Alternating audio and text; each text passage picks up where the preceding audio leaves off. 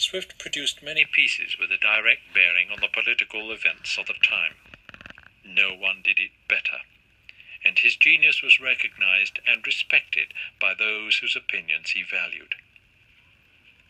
The Tory government, as do all governments eventually, fell, and Swift had to be content, not with a bishopric in England, but with an appointment as Dean or Controller of St. Patrick's Cathedral in Dublin.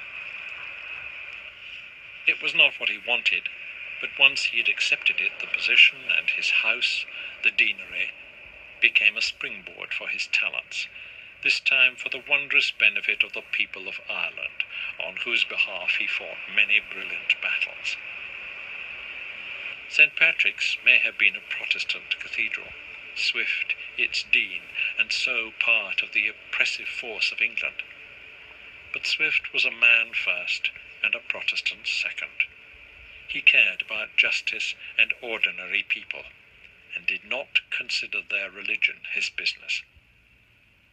He felt Ireland was oppressed by a clergy who thought mainly of themselves, by absentee landlords who milked the land and cared nothing about it or its people, by an aristocracy and ruling class who were mostly appointed from England, by English governments who treated the Irish like dogs.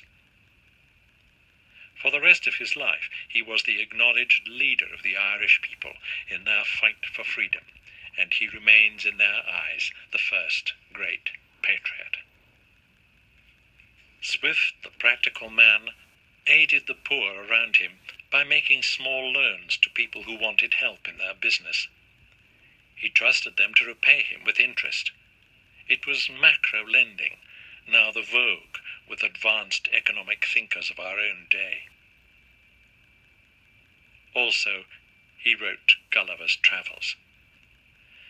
Swift had a tremendous sense of humour, which, although often bitter, endeared him to those who knew him.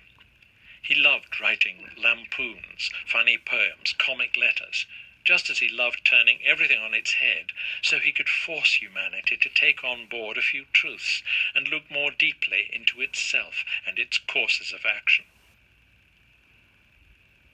Gulliver's Travels was a sellout from its first day of publication.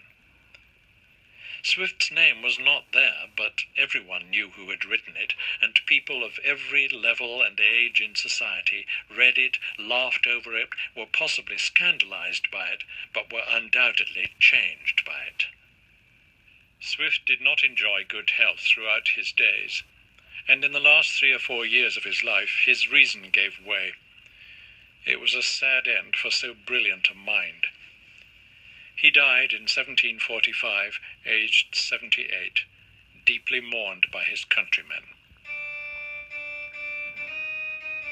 Dr. Johnathan Swift, Dean of St. Patrick's Cathedral, poet, spin doctor, wit, lover, satirist, and general scourge of humanity, is a man whose life and works are extremely difficult to pin down. That he was a fast friend and much loved by many who knew him well is without doubt. The rest of us have to make do with his writing, in which lies the great paradox that the more he berates us humans, scoffs at us, derides us, the more amused we are, and the more worthwhile we seem to ourselves to be, which is no mean legacy.